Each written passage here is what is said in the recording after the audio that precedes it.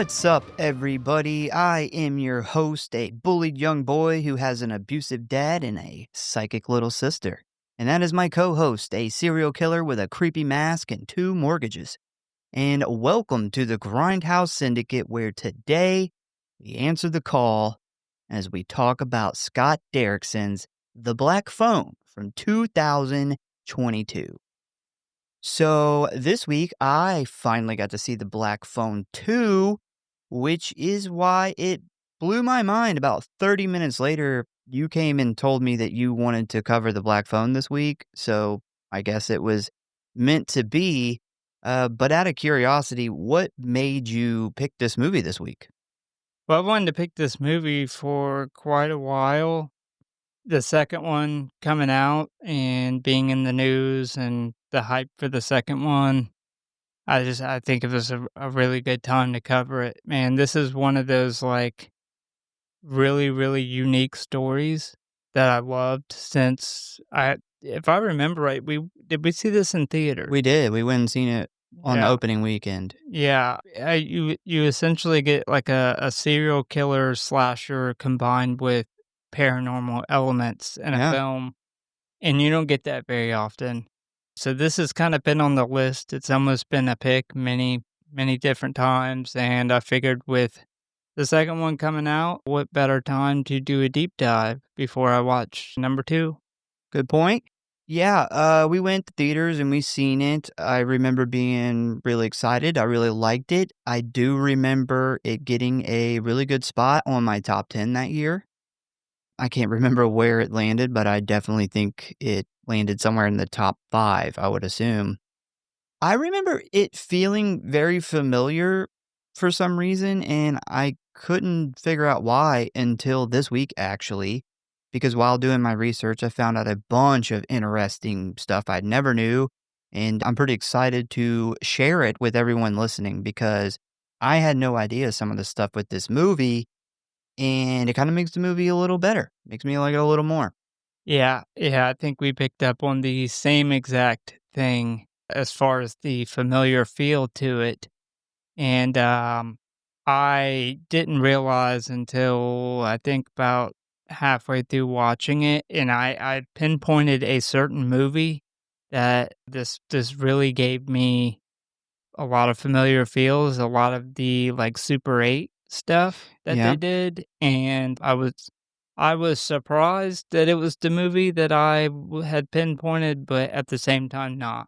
Yeah, so I already know where you're going, and because it reminded me kind of 2 different things. And, one of them is what you're talking about, which we'll get to later, but another one, and I actually didn't realize it until I was watching some videos about behind the scenes or people analyzing the movie, and somebody brought up that there's a lot of this movie that kind of has like a bit of a Stephen King Mm. vibe to it. And we know it's written by his son, Joe Hill, but upon doing my research, I found out that it's not Joe Hill that kind of gives it that Stephen King flavor. It was actually Derrickson. The stuff that he added in kind of gave it that Stephen King vibe, which I'll go over when we talk about the production. But yeah, so it kind of reminded me of 2 different things, but I couldn't pinpoint them until now. Yeah, I had no idea that it was Stephen King's son, Joe Hill. I didn't either, yeah. I had no idea that the original short story, the idea, came from him, and then Derrickson took that story and combined it with a lot of his upbringing, which is a lot of what Stephen King did with Derry. Yes. And I know we'll jump deeper into that, but yeah, definitely makes a lot more sense. Yep. Before we jump into this thing, I want to thank everybody who listened this past October. We had the biggest month by far that we've ever had. We actually had our first week where we not only hit like 10,000 plays, but we blew past that and almost hit 11,000. It's crazy, man. That was just that 11,000, almost 11,000 was just in 7 days, not even the whole month. So thank you guys. Really appreciate everyone who listened last month. Also, all the new Patreon members that we got. I mean, because we did so much better, we now have to pay more. We're now in another bracket, so we have to actually pay the publisher more. So good thing we got more Patreon people to help spread that out. With that being said, though, are you ready to dive into The Black Phone? I am ready. All right, let's do it. Hello, boys and ghouls. If you want to stay up to date on what's going on with the show, talk about or submit your movie requests, or just say die, then I got good news for you.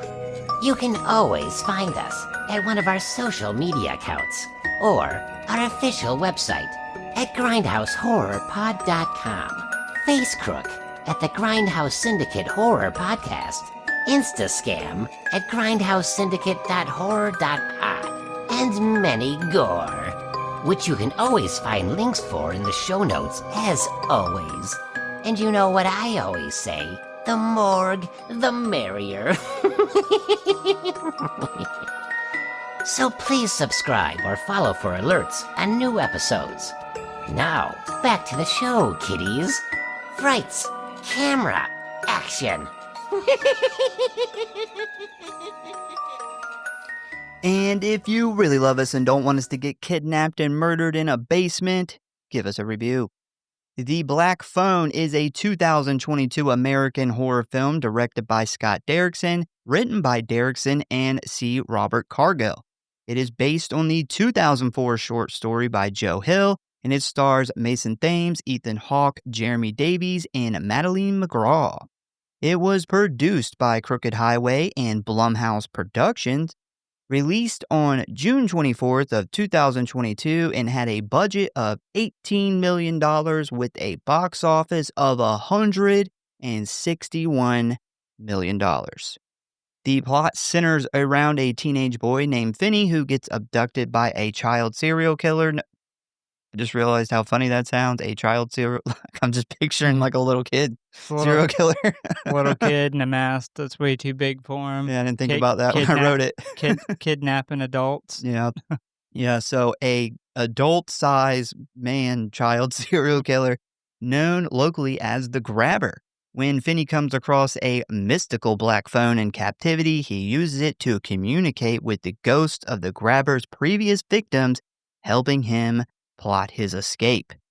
So, back in 2005, horror writer Joe Hill released his first published book, 20th Century Ghosts, which was a collection of short horror stories that Hill had been working on the past few years.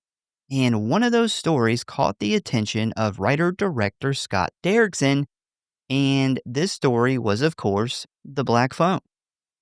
So Derrickson became very interested in turning this into a movie.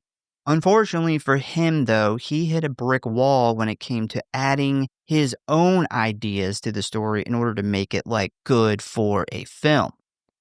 This caused him to shelve the idea for a while in order to team up with Cargill for a little movie called Sinister. Maybe you've heard of it. Yeah, this was the movie. I had made the connection with Ethan Hawke, who is amazing in this movie. Like, if you didn't know anything going into it, you would have no idea it's him until, the very end of the movie. Yeah. But I'd made that connection with Sinister, and then I started thinking about, the Super 8 and how a lot of it was shot, and that's why I said I was surprised, but also not surprised because it gave me such strong Sinister vibes. Well, I will tell you, the second one, it's kind of heavy with the Super 8. Yeah, It's good. good. It seemed like, based off the previews, which I plan to watch it this week, which is why I wanted to deep dive on it beforehand, but it seemed a lot darker. And It is. Sinister is a lot darker of a movie. These two movies are, the first Black Phone and Sinister, are nothing alike story-wise, but they had that same feel to it. Same And style, yeah. The second one seemed like it was much darker, and I'm super excited to see it. So, a few years after that, they both decided to tackle the screenplay together, with a refreshed Derrickson taking a lot of inspiration from his upbringing in suburban Denver, Colorado, where he used real people he grew up with to shape the characters, their circumstances, and the film's depiction of suburbia.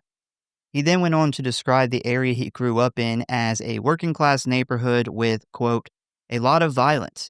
Everybody getting whipped by their parents. There was fighting on the way to school, on the way home from school, and at school, end quote.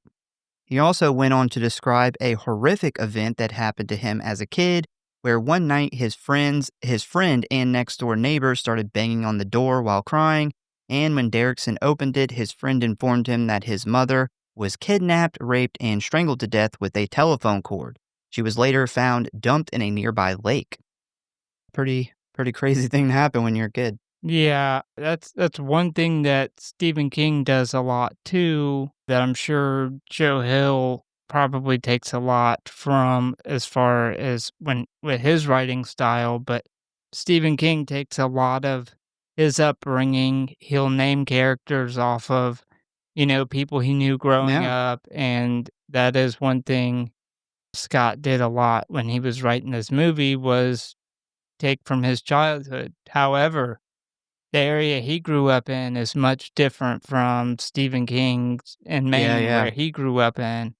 And this was a time where there was a lot of serial killers. That was, our time. And we've talked about this before. It's like school shootings and stuff. That Yeah. was like what was really big in media. But in this time, it was serial killers. And I Mm-hmm. think this movie does a really good job kind of replicating that feel Yeah, of I agree. 70s serial killer era.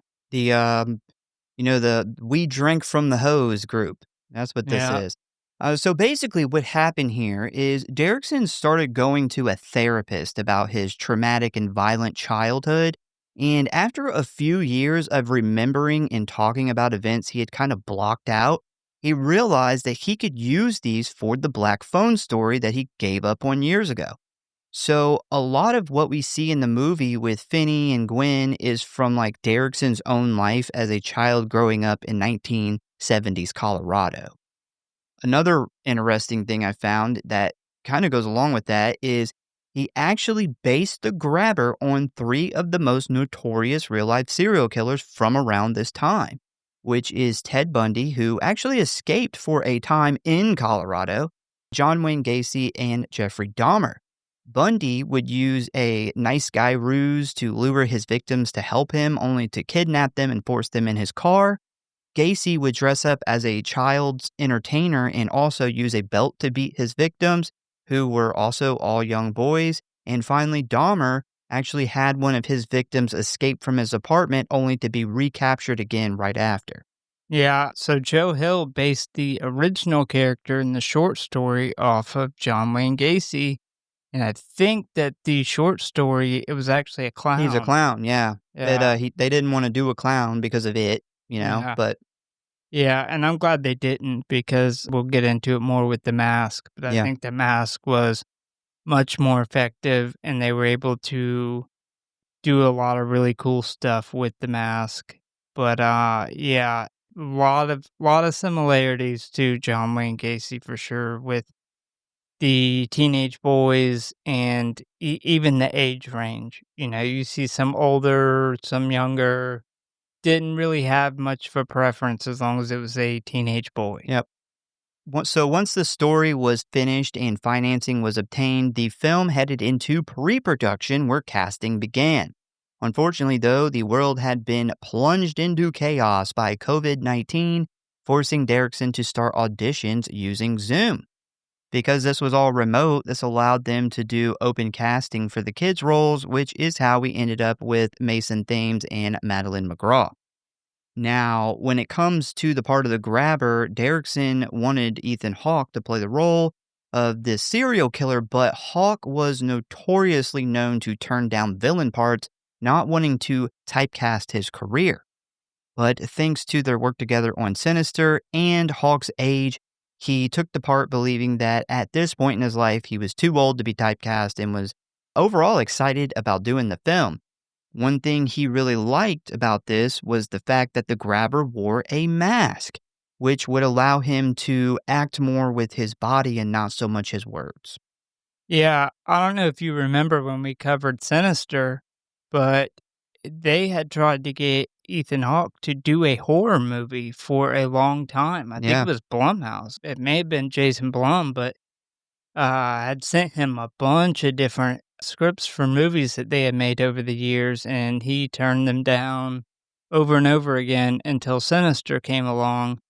And obviously, with, Scott writing this movie and their work together on Sinister, it grew a lot of trust. And Ethan Hawke said that he really didn't get much direction. No, the grabber's mostly him. Yeah. Yeah. Essentially, they gave him the mask and they were like, they'll let him kinda let the mask lead him into how he was gonna portray this character. So, principal photography began on February 9th of 2021 in Wilmington, North Carolina, where a private residence was used for interior and exterior shots. Most of filming and production was done at Screen Gem's local film studio, where sets for the grabber's basement and adjacent neighborhoods were built and used for filming. When not working in the studio, they also shot scenes in New Hanover, Brunswick, and Columbus, North Carolina. When it comes to the look of the film, Derrickson wanted to implement a look similar to the 1970s. The production then began experimenting with color grading techniques in order to produce a high contrast, muted but not desaturated visual palette. The camera crew then shot the dream sequences in Super 8 format using Bolex cameras and Kodak film stock, which of course we also saw in Sinister.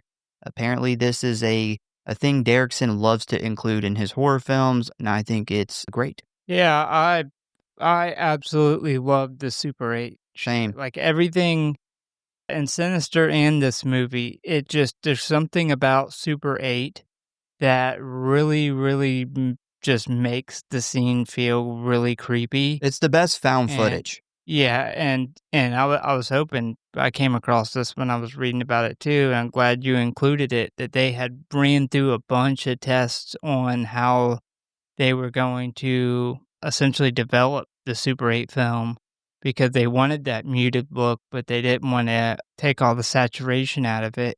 And if you look, like, the reds pop so good with, the contrast is so good with those bright colors, which you generally don't get when you have a really muted color palette like that. It's hard to include them both of those. Yeah. So let's talk about the mask real quick. So in the original script, the grabber's mask was two worn leather masks painted with a smiling devil and a frowning devil. And while in pre-production, Derrickson decided to add a third mask which would have no mouth in order to convey different emotions like despair, joy, and sorrow in an exaggerated form, reminiscent of tragic comic masks of ancient Greece theater. 5 different visual effects companies were tasked with designing the new masks, including one named Colossum Studios, which is a Pittsburgh-based studio founded by prosthetic makeup artist Jason Baker and Tom Savini. Tom Savini then designed the mask we know and love, with Baker and the team building up to 40 right before production began. The reason they had to make so many is because of COVID. Ethan Hawke had to have like his own set of masks. The 2 stunt guys had to have their own set of masks. So yeah, but they ended up having to just make a fuck ton of them because of COVID. Yeah, the mask also, like, breaks down into, like you were saying, like, different bottom halves and top halves that you can play around with. So I would imagine that was quite a challenge when they were having to make. Essentially that doubles the amount of masks Yeah. that you have to make. So they actually flew out to Hawke's house in New York in order to get a mold of his face, then headed back to Pittsburgh and sculpted the mask out of fiberglass and a resin mixture, lining the insides with felt and foam padding for comfort. There were also a few replicas made out of lightweight rubber and latex for stunts. Interesting thing, actually, wanted to tell you, because we talked about this a long time ago. So Jason Baker went to Tom Savini's school. The one when I was trying to like see if my VA schooling would so I could go there years ago. So he was there and he did the whole like 2 years or whatever, and then he ran into Tom Savini, who he had met at the school, and basically Tom Savini, like they ran into each other at a store, and Tom Savini was like, "Well, I need some help on a project. You want to help me?" And he's like, "Sure." Jason Baker was actually supposed to move to LA to kind of get into the movie business, and he kind of just kept, getting like once that project would end, Tom Savini would be like, "You want to help me with the next one?" And then eventually got to the point where he's like, "Okay, I guess I'm not going to make it to LA." And he's like, "Well, what if I just start a company and, Tom Savini, you just come in and, I don't need you to do the work. I just need your brain." And that's kind of how they teamed up. But that is a fucking like a dream. Yeah. Yeah, you go to Tom Savini's, like, it's an actual, like, college Yeah. for Special special effects, effects yeah. work, and you end up starting a fucking company with the guy who runs it, the most, like, notorious guy in special effects. Yeah, that's wild. Yeah, that's awesome. That's an awesome story. If I was, like, rich and didn't have to worry about money or anything, that would be what I did with my life. Yeah. Yeah, I would love to go there. I ended up not going because I just got back from Alaska and Iraq, and I was like, I don't want to move to Pittsburgh. So The Black Phone premiered at Fantastic Fest on September 25th of 2021 at the Aero Theater. From there, it then headed to the Overlook and Tribeca Film Festivals as part of the late night lineups. After that, it was finally officially released on June 24th of 2022, where it quickly became a surprise box office success, bringing in a little more than $90 million in the US alone, eventually settling with the worldwide box office of $161.4 million. That's a lot of dollars. A lot of dollars. So as early as June 2022, which is right around when the movie came out, Joe Hill began talking to Derrickson about sequel ideas, which Derrickson discussed while on the press tour for The Black Phone. Thanks to the huge success of the film, immediate negotiations began on a follow-up, and by October of 2023, Universal had commissioned The Black Phone 2 with a scheduled release date of June 27th of 2025, with Derrickson and Cargill agreeing to resume their screenwriting duties. The Black Phone canon was expanded even further in an anthology short film called Dreamkill, which is on VHS 1985, which was released on Shudder on October 6th of 2023. Dreamkill occurs 7 years after the events of The Black Phone and explores the life of Gwen's cousin, Gunther. Yeah, I know I've seen that movie, Yeah. and I do not remember the story I don't either. exactly that they're talking about, but I do not remember knowing that there was a connection there. So I didn't know until I researched this movie, and I Yeah. will have to go back and watch that. Very interested in that. Yeah, and then I know we talked about it on the news whenever the trailer for Black Phone 2 came out, how this is a very unique story where they could take a serial killer and kill them off and then kind of bring them back from the paranormal aspect of it.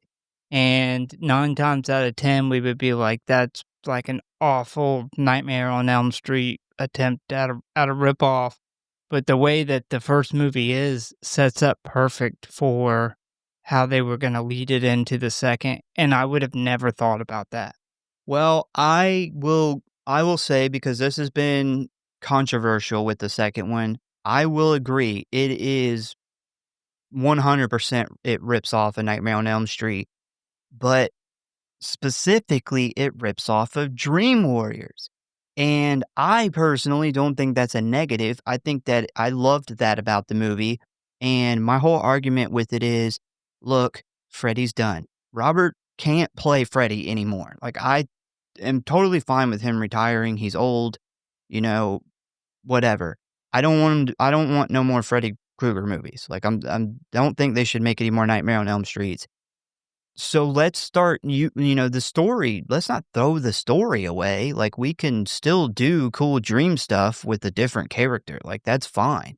Now, if we were still getting Robert Englund Nightmare on Elm Street movies, I would feel differently, but we're not. This is very similar to like when we were talking about In a Violent Nature. There hasn't been a Jason movie in forever. At some point, somebody else is going to try to capitalize on that plot, that kind of story. That killer that walks around the woods and just kills people. Well, In a Violent Nature had a very unique premise behind it that we had never seen before, and I love that movie. But going back to Black Phone, I thought it was a genius way to continue the story because A Nightmare on Elm Street, and I've not seen Black Phone 2, so I'm just going off of the trailer, but I know a lot of people said it looked like it was gonna be a ripoff, and Nightmare on Elm Street picks up with Freddy is going after kids in their dreams, like, he's already dead. This movie started out with him, this guy who's alive in real life, and he was a serial killer, and he died, and I thought because of the whole dream connections, Gwen having these, like, psychic dreams and the way that the first story was written, I thought it was a genius way to continue the story and do a second one, and it just fits so well because of the whole psychic dream connection and the whole paranormal aspect of the kids and the phone. So, yeah, I don't have a problem with it at all. I Yeah, mean, yeah. just because Nightmare on Elm Street exists doesn't mean we can never have, like, Dream a demon dream. type movie. Yeah, I Yeah, agree. I agree. All right, so here we go. Let's talk about the ratings. Rotten Tom, 81%.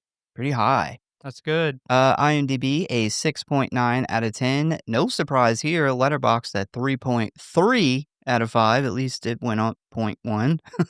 But the Google average audience rating is a 4.3 out of 5.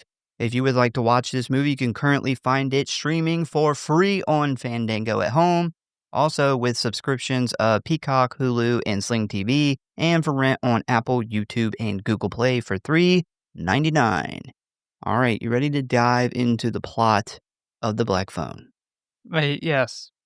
All right, so we start out with a kids' baseball game in 1978 Denver, Colorado, and we immediately meet our main character, Finney, who is currently attempting to strike out the other team's star player, Bruce. But after 2 fastballs ending in strikes, Bruce slams the ball over the fence, crushing Finney's hopes of winning the game for his team.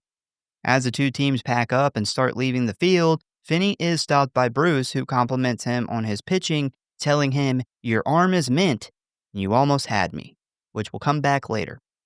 After that, we then cut to Bruce riding through his neighborhood on a bike, where we immediately see that he is quite popular with everyone, especially the teenage girls. We then see Bruce spot an all-black van with the words Abracadabra Entertainment and Supplies painted on the side in a bluish-green color, and before we can find out what happens, the screen fades to black.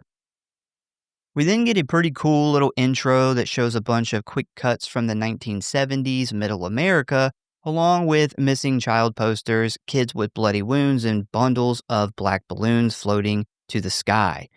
I love Derrickson's style with these like Super 8 shots. Like, it's just sets a good tone immediately for this kind of movie. Yeah, the intro sequence being done with the Super 8 shots, man, just great. Yep. And first impressions watching this movie, it is a timepiece, and they nail that aspect of it.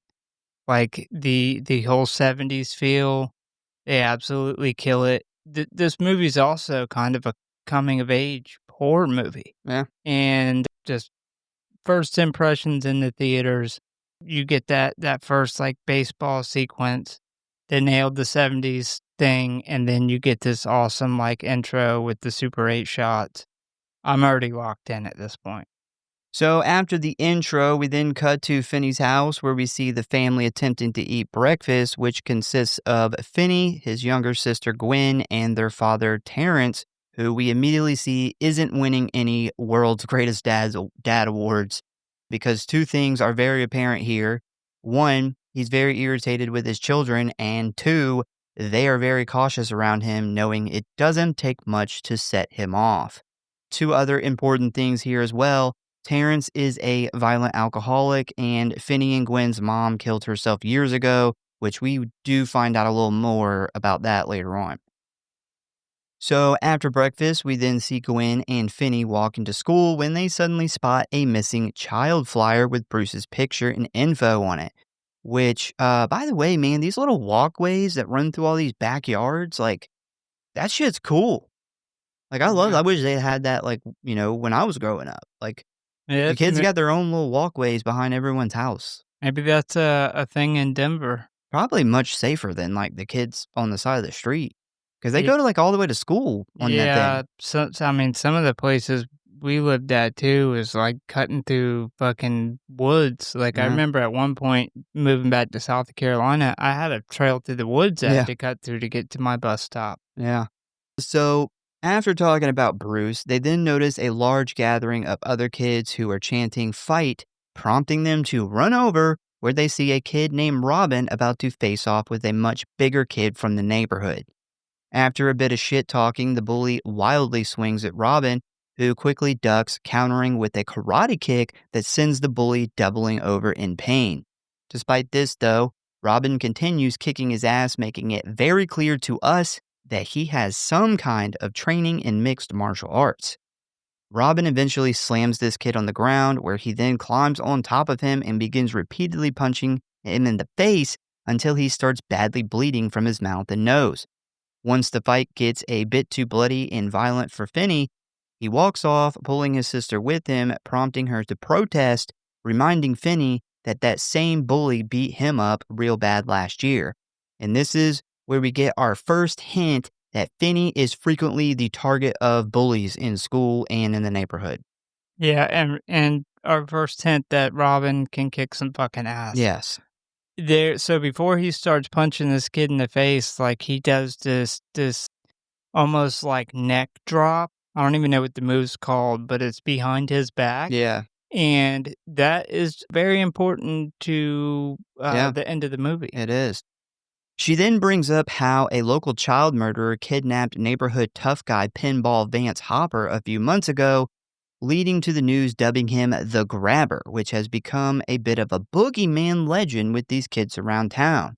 They kind of talk about, like, if you say his name, it's kind of like Candyman, like, if you say his name, he'll get you. It's kind of started in the neighborhood. Kind of does a good job at showing the fear that's running through this neighborhood now that they've realized that this is a serial killer, kidnapper at this point, because no bodies have been found. But yeah, you get a good idea at the fear that's running through this neighborhood. So later at school, we see Finney get chased and ultimately cornered in a bathroom by a group of bullies. But thankfully, before things can turn too violent, Robin walks in and we immediately see that this group is very scared of him. As Robin begins washing his bloody knuckles off in the sink, the group goes to exit the bathroom when suddenly Robin shouts for them to wait, where he then informs them that if they fuck with Finn again, he will beat their ass. And this is where we learn that Finney and Robin are friends from the neighborhood, with Robin trying to look out for him because he knows, like, Finn is, like, weak and scared, and Finney is helping him with math work. After the group leaves the bathroom, Robin tells Finney that one day he's going to have to stand up for himself, to which Finney agrees. They then start talking about the fight from earlier, where Robin tells him that he wasn't originally going to beat the dude's ass that bad, but in situations like that, the more blood the better, because it makes a stronger point. And I love this because this actually comes back in the sequel. Yeah. A lot of this stuff from the beginning comes back in the sequel, like with Robin. He's got a good point too. Yeah, he does. Like, he knows. I personally, Robin's probably the coolest character in the movie. Unfortunately, he's not in, like, a ton of the movie, but he's awesome. So after that, we then cut to the principal's office, where we see Gwen called in to speak with two local detectives. And it turns out that the reason that they are here is because apparently Gwen who was friends with Bruce's little sister, told her that she had a dream about Bruce being kidnapped by a man in a black van holding a bunch of black balloons. And when Gwen asks why that matters, Detective Wright informs her that they found black balloons at the scenes of multiple kidnappings and they never released that information to the public. They then start badgering her about how she heard about the balloons, assuming that there is a leak in the police department. But Gwen quickly cuts them off, basically telling them that they're dumbasses and she dreamed it. And this is where we find out that Gwen is a bit of a potty mouth, sarcastic, defiant little girl who doesn't hesitate putting adults in their place. I personally love her. She's great. Um, she reminds me of your daughter. Mm. Yeah, This is she gonna be says your kid in a few years. one of the iconic kind of funnier lines of the movie when she calls them dumb fucking fart knockers. Yeah. She said, "What Uh, do you think? I'm the grabber?" yeah. Yeah, I think that the girl who plays this part did an incredible job, Yep. not just in this scene in particular, but Throughout the whole movie. yes, there's a large amount of variety, I should say, of different emotions that she has to play in this movie, and she kills it. And if I remember right, they wanted her cast so bad that they actually pushed back filming for a They little did. bit because she was doing some stuff for Disney. Yep. And they pushed back filming a little bit so they could have her play this character. Yeah, both her and the kid who plays Finney, Mason, they were they were both very I think this is Mason's, like, first thing he ever did. She hadn't been acting very long at all, and they're both really good in this movie, and they're both really good in the next movie. So, the next morning, Finney is suddenly woken up by the sounds of his sister screaming and crying while their dad beats her with a belt in the kitchen. And apparently what happened here is those two detectives went to Terrence's job to speak with him after leaving the school in order to ask him about Gwen's dream and how the fuck she knew about the balloons. Because the cops, they don't believe Gwen about this dream and they think she either saw the grabber at some point or she heard the information from somebody who leaked it from the department. So they go there to talk to Terrence about it, and the embarrassment of the police coming to his job is why he is beating the shit out of her right now. He then continues to beat her while asking her what she knows about the investigation, with her repeatedly screaming that she doesn't know anything, but after a few minutes of this, she decides to do something very ballsy.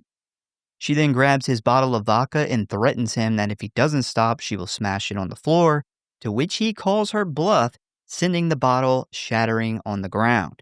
This causes Terrence to get even more pissed, where he then beats her even harder while yelling at her that she isn't her mother.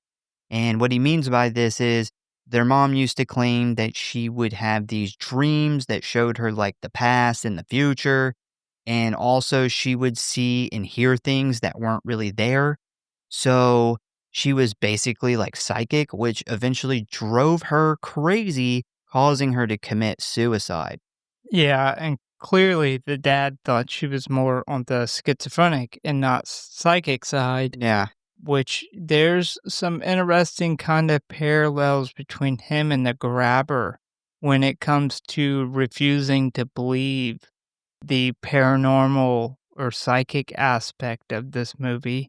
But I will say that the guy who plays the dad does this way too good. Oh, This he's guy phenomenal. clearly grew up with an alcoholic, raging male figure somewhere in his family because he plays this part really good. I think Jeremy Davies, yeah. Yeah, anybody who's ever seen this or had a family member like this can agree watching this scene that he fucking nails this. And this was another one of the scenes where I was saying that little girl playing Gwen, the level of emotion that she has to hit.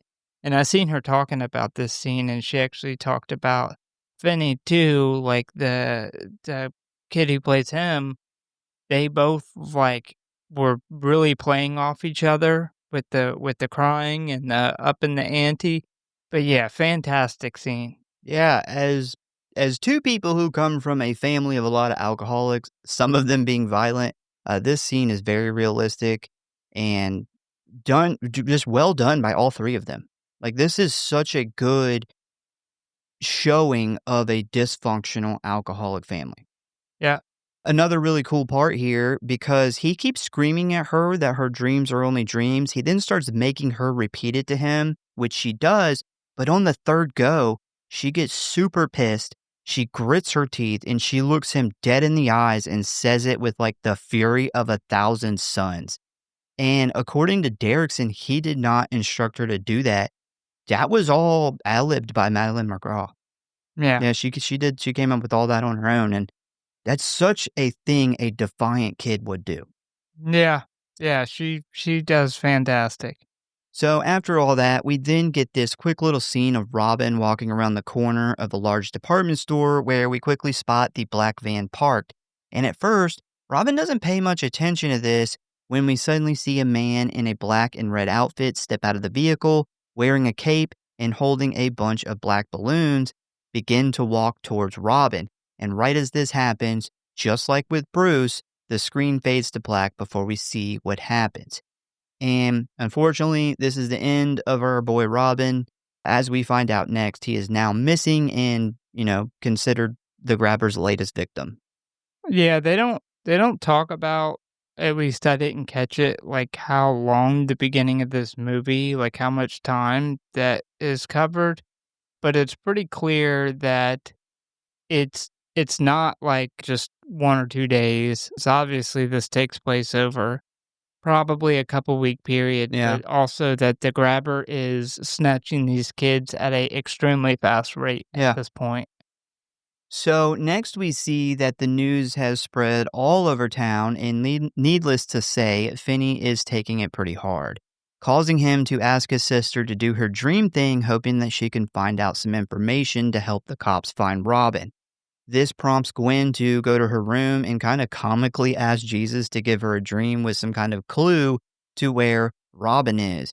So obviously we see here that Gwen is the only religious person in her household here, and apparently she has to hide this from her father. So the next day, Detective Wright and Miller show up to Terrence's house wanting to again talk to Gwen. And while this is happening, we see some of the fallout from Robin's disappearance as the gang of bullies chase down Finney and beat the shit out of him.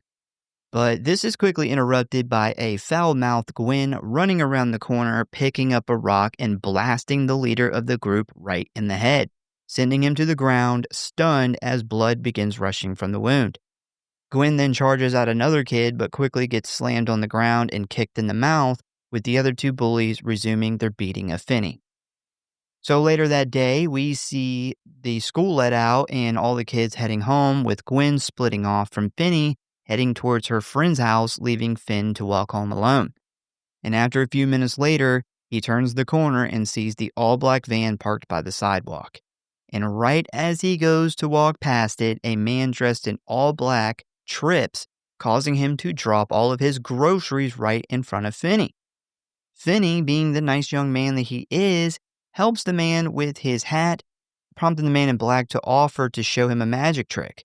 Once Finney agrees, he notices the back of the van is full of black balloons, but right as Finney is putting two and two together, the man opens the van, grabbing the balloons, and uses him to kinda hide what he is doing, as we then quickly see him grab Finney and spray some kind of knockout chemical in his face and toss Finney's now limp body into the van and drive off. Now, one thing Finney does manage to do during this struggle is use a toy rocket to stab the grabber in the arm, causing a serious cut, which will be one of many things Finney does to fight back against this psychopath. Yeah, this kidnap scene is so dreadful because you as the viewer, you know what's happening. Finn clearly does not. But there's just something about this scene that is so just horrifying because this has happened so many times in real life, especially with what was going on in the 70s and back in the 80s. I think this takes place in 78. Yep. But this was happening very frequently and still happens today, and it looks a lot like this. Yeah. And it's just horrifying, and it's very dreadful, and I think it's one of the, I would say, underrated scenes. Like, it's not a scene you would pick out as the scariest scene of the movie. It is if you're a parent. Yeah, but it is definitely up there. Yeah. Next, we see the grabber carrying the boy down into a dark, grungy basement where he places him down onto an old, dirty mattress. And it's around this time that Finney begins to wake up. And this is the first time in the film we get to see the grabber's creepy ass mask, which basically looks like an old theater style mask of some kind of demon or devil. We see horns, a mischievous looking set of eyebrows, a long, slim nose, and apparently you can switch out the lower half of the face in order to change to a different expression. And this particular scene, we see the grabber with no mouth, just like a blank area where the mouth would be. Dead Meat has a pretty cool interview with Savini and Jason Baker, and they took a lot. They said they took a lot of inspiration from those old Laugh Now, Cry Later masks, Mm. but they also wanted to do a bunch of aging and stuff to make it look like it was something the grabber found in the trash and fixed it up. Like this was something Tom Savini had in his head when he designed it. Like he just wanted to make it look like the grabber found it one day and it kind of spoke to his, secret evil side, which is why he only wears it when he goes down into the basement. And also why we see him freak out later in the movie when the mask is removed. Yeah, the fact that the mask comes apart and has different emotions, and this first version of the mask we see is no emotion. It has no mouth. It's kind of like a blank slate. But if you pay attention to the flashbacks of the other kids in the movie, there is a very ritualistic way in that he does the same kind of ritual for Yeah. each kid, Yep. and he wears the same mask, the same variation of the mask, depending on where he is Yep. for each kid. And there's just something really inherently creepy behind that. And Ethan Hawke said that he knew that there was specific masks for specific scenes, but he didn't even know. Only Scott Derrickson really knew the meaning behind why he wore each mask for what scenes. And that just to me that it makes it so creepy. Yeah. It's such a ritualistic way of killing people that he almost makes this mask different identities. And Finn asks him if he's the one who killed the other kids, and he stops to think, and he says no. And as if that version of the mask, that version of him in this ritual did not kill the kids. It's another version of him because he acts completely different depending upon which version of the mask that he's wearing. Yeah, he has almost different personalities for each mask, for each part of this Exactly. torture ritual thing he does. Yeah, that's a good way to put it. Different personalities during this very ritualistic killing that he goes through with these kids. And we know that he does the same thing because the kids tell him different parts of what's going to happen and what's coming up. And he is a completely different person. He has a personality disorder. And we kind of touched on it earlier where this mask idea was one of the main reasons Ethan Hawke wanted to play this part. And like we were saying, Derrickson didn't give him hardly any direction on how to do this character. So a lot of what we see, 90% of it is Ethan Hawke being creative.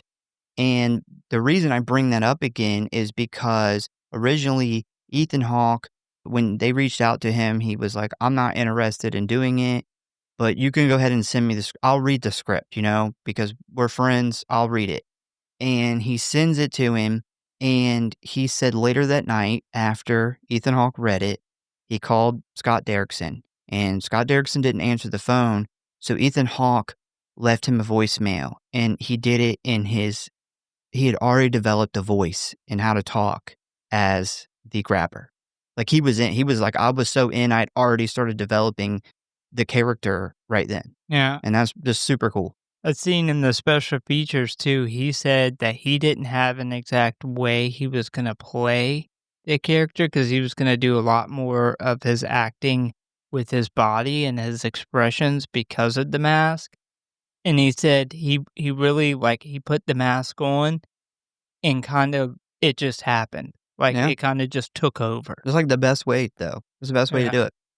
So, anyway, Finney wakes up and the grabber starts talking to him in this very calm and friendly voice, saying that he isn't going to hurt him, nothing bad is going to happen, and as a matter of fact, he's going to bring down some soda to make Finney feel a little more comfortable and at ease. But this is quickly interrupted by the phone ringing upstairs, which we see the grabber act a little weird about this, and we'll find out why a little later on. So once the grabber leaves, Finney takes this opportunity to look for an escape around the basement, and the first thing he notices is the door, which is made out of a big piece of steel with a heavy metal lock. He then walks around the corner and finds a toilet and 3 rolled up rugs, and when he walks back towards the mattress, he spots a small window towards the ceiling that has been reinforced with steel bars, and an old black rotary phone attached to the wall. So, of course, he runs over to dial for help on the phone, but quickly realizes that it is completely dead and has had the wires cut. But, as you can probably guess from the title of this movie, this phone will come into play in this story. So after this, we then cut to Gwen, who is at her friend's house playing, when she suddenly receives a phone call from her father, who immediately asks her if she has seen Finney. And when she says no, it instantly sparks their worst fear as they realize he has been kidnapped by the grabber. We then get a quick scene of search parties walking around the neighborhood and a ton of police in front of Terrence's house. We then jump back to the basement where a sleeping Finney is woken up by the phone ringing, and when he picks up the receiver, he is startled by the grabber's voice coming from behind him, telling him that the phone doesn't work and hasn't worked since he was a kid. He then turns around and spots the grabber silently standing in the doorway, when he begins to tell him that he will take Finney home later, but right now something has come up, forcing him to be upstairs for a while. Finney then says that if someone is coming over, he'll scream and alert them, but the grabber quickly shoots this down, telling him it doesn't matter because he soundproofed the basement himself and nobody will hear him. And while this interaction is going on, we see that the grabber has now changed his mask and has an evil smile on, while also speaking in a much more sinister tone. The grabber then changes the subject and tells Finney that he was down here once by himself when he heard the black phone ring, which instantly creeped him out. And this has obviously happened to him like multiple times, because he then says that he thinks it's static electricity that somehow messes with the phone, causing it to ring, but there's never anyone on the other side. He then walks off, slamming and locking the big metal door behind him, prompting Finney to start yelling for help at the top of his lungs. But as the camera changes to outside, we see that Finney can barely be heard at all. So he says something that's really creepy, and I think it's really important to the story. Before he goes upstairs, he says, "I will never make you do anything that you won't like," which is a super, like, creepy and horrifying thing to hear by somebody who had just kidnapped you. But I think it hints an additional motive outside of him just killing these kids. Much like in A Nightmare on Elm Street, like, Freddy Krueger was this child molester, but they never actually say that in the movie because of the potential backlash from it. I do think that there is something else to the grabber taking these kids. And I think that this is like the only hint that they really drop in the movie. But he clearly has a reason. And if you remember, the original character was based off of John Wayne Gacy, who did not just kill these kids, but there was a sexual aspect to it too. And I definitely think that there is something to that they didn't want to put directly out in the movie, but I do think there's a backstory there. Well, maybe to kind of tack onto that or maybe kind of make it, fit a little better. In the sequel, we do find out that the grabber kind of considers his victims like his. Like he has some kind of possession over them. Possessive, Yeah. yeah. I mean, even in the second one where he's obviously dead, but he still kind of clutches them as like his possessions. So realizing he is fucked, he sits down thinking that if there was a way out of here, Robin would have figured it out, which brings him to the conclusion that he is probably going to die in here. But right as he says this, he once again hears the old black phone on the wall ring. But just like last time, when he answers it, he gets no response, making him feel even more defeated, where he lays back down on the mattress and goes to sleep.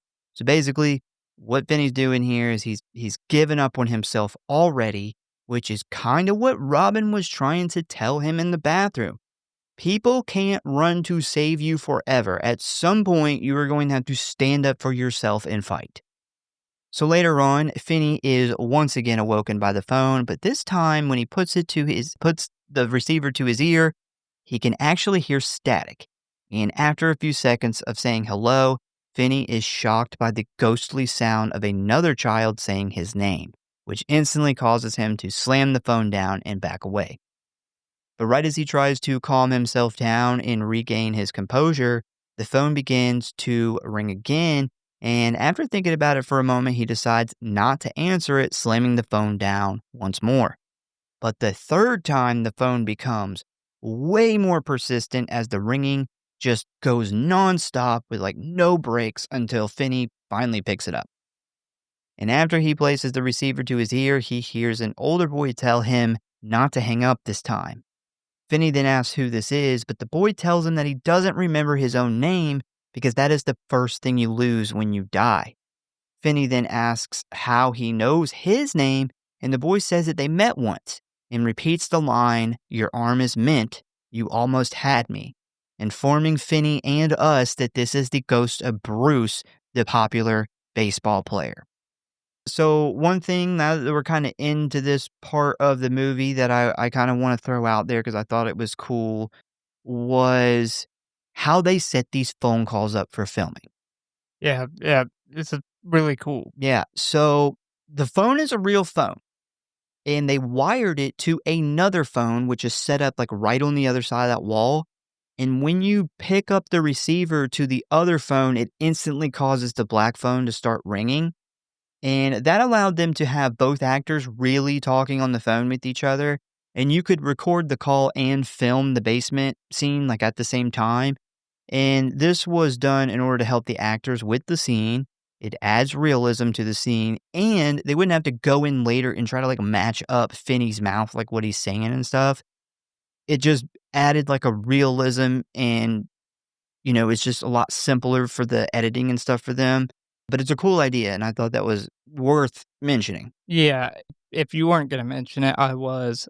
There's, in the behind the scenes, there's actually a shot of one of the dead kids. I think it's the paper boy actually talking to him as they're filming this scene. Not this scene, but his scene coming up. And I thought it was really cool too. That Yeah. the conversation that you're hearing is actually them talking on the phone with each other. Another thing I want to point out that I thought was really cool is the art department and the design of this basement. So, speaking to like some symbolism here, the art department put this like crack in the wall that goes all the way around the basement, and there's like rust running down the walls where this crack is. And if you look at the placement of the phone, it's right where this crack is, and that crack was put there to symbolize the split in reality between the real world and the afterlife. That's cool. I And didn't that's know that. yeah, that's how these kids are essentially talking to him through this phone because this phone is right on this split in the wall. That's cool. Yeah, so huge. I haven't seen anybody hardly mention that on any of the videos about this movie. I didn't come across that Uh, at all. Yeah. that came actually directly from an interview with the lady who ran the art department that designed the basement. So shout out to them. I thought they did an incredible job adding that little detail in there. And the whole basement alone, I think, is super creepy. Yeah, definitely. So Finney then reminds the kid his name, which he's pretty stoked about, when Finney then asks him if the phone rang when he was in the basement. And what he tells him here is basically, yeah, it did, but none of the other boys, including himself, had the ability to hear it. Meaning, just like his sister, Finney has some sort of psychic ability, which does get brought up in the sequel as well. So Bruce drops this bomb on us, and he then tells Finney that the grabber also has the ability to hear the phone, but he refuses to believe it's real, which is backed up by the scene from earlier when the grabber tells Finney like he thinks it's just static electricity. And the reason I think this is important is because at this very point, if Finney chooses to think that this is just his mind playing tricks on him or something, or he tries to logically come up with a reason like the grabber did, then these ghost kids won't be able to help him. They'll be kind of like locked out. This is forcing him right now to open his mind to these like abilities or whatever in order to rely on himself to get out of the situation. Yeah, and he has a sister who he believes in her psychic abilities as well. So I think that helps him with believing what's going on here. But I want to add to that. So when you mentioned that the grabber has these abilities too, but he denies it. I think that's incredibly important to the second movie that he's able to come back because he it makes sense that in the real world, when he was alive, that he had these kind of extra paranormal abilities. I don't know how you would describe that, these kind of psychic abilities. So, yeah, and that just adds to me saying that I think that the way they did the sequel was genius. Like, Well, I don't have any problem with the Nightmare on Elm Street comparisons because I think that this story plays extremely perfect in how they ran into the second one. well, I wish so bad we could talk about it. I don't want to spoil the movie for anybody listening or you, but I can tell you that some of what we're talking about right now becomes a major factor in the continuing story. Yeah, I You bet. you see a lot more of the background and you get a lot more of what we're talking about now in the next one, and it does explain. You do get some answers about some stuff. So Bruce then tells Finney that he is glad that it's him, reassuring Finney that he is capable of pulling this off, and informs him that there is a dirt section of the floor between the main room and the bathroom with a loose tile. Bruce had planned to dig his way out of the basement, but unfortunately ran out of time. A now nervous Finney asks him if he will have enough time to pull it off, but Bruce doesn't answer and just hangs up. After that, we then get a little Super 8 footage of Bruce's childhood, which is, pretty sad, which ends in the grabber snatching him up like he did Finney, when suddenly the footage is cut off by a shot of Finney locked in a house, banging on the door screaming for help, when out of nowhere, Gwen suddenly wakes up, panicked, revealing that this was one of her psychic dreams. Quickly realizing that in the dream she saw the front door of the house, she decides to put on her clothes, grab her bike, and ride around the neighborhood, looking at as many front doors as she can, trying to pinpoint which house her brother is trapped in. And while this is going on, we sporadically cut back to the basement where we see Finney digging the hole Bruce was telling them about, being careful to flush the dirt down the toilet so the grabber doesn't catch on to his plan, which is really smart. One thing I do want to mention is it's really good writing that they have. Like, his sister is so fucking down to try to find him, to the point where she's literally riding her bike around at like 2 o'clock in the morning looking for front doors. And the reason that I say that that's good is because you see in a lot of siblings that come from like troubled families is like this trauma bonding. And a lot of kids that don't bond like that because they have good, households would not be riding around and, in the middle of the night looking at front doors. That's not normal unless you have these two kids that are kind of bonding and partnering up because of the fucked up situation that they're living in together. Yeah, I think there's definitely something to say there when it comes to siblings. A lot of the very close siblings that you see come from kind of broken homes or fucked up situations where a lot of times in like these very like upper middle class to high class families, those siblings a lot of times are not close. Yeah, And a lot of times like don't even talk. when we And were in the army, like almost everybody I met were like, I hate my brothers or my sisters. Like I talk to them like at Christmas, and I'm like, dude, I talk to my brother literally once or twice a week for yeah. years.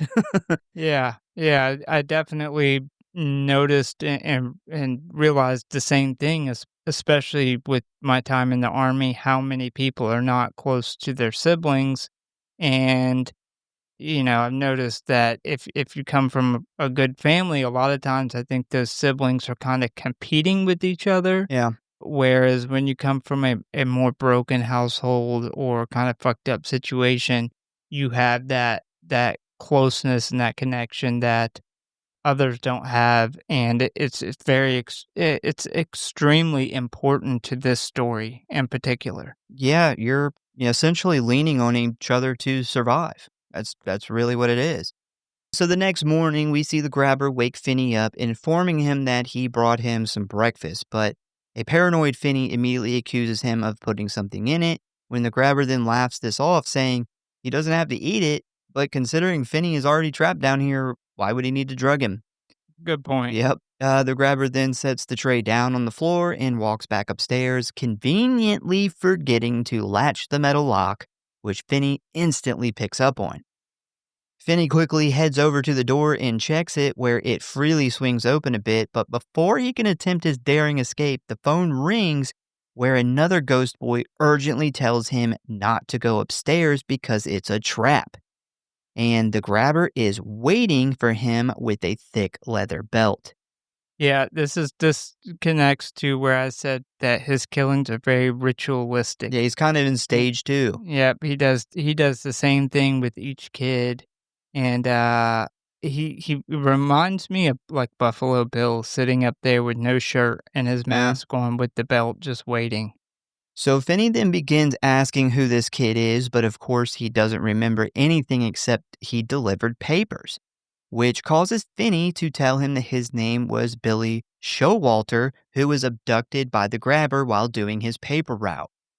So, not so fun fact here. Billy Showalter is based off of a real person named Johnny Gosh, who was a 13-year-old paper boy in Des Moines, Iowa, and he was kidnapped between 6 and 7 a.m. while running his paper route with his dog on September 5th, 1982. And we do see in the movie, when they show a couple clips of it, his dog is with him when he's delivering these papers. Once he was reported missing, his wagon with like the newspaper and his dog were found, but other than that, they have no clue what happened to this kid.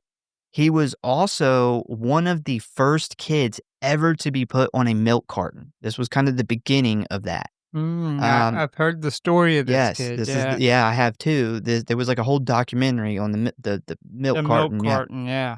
Which, obviously this became a huge thing with missing children for years. But yeah, unfortunately, he was never found. Nobody was ever arrested or charged for his kidnapping and possible murder.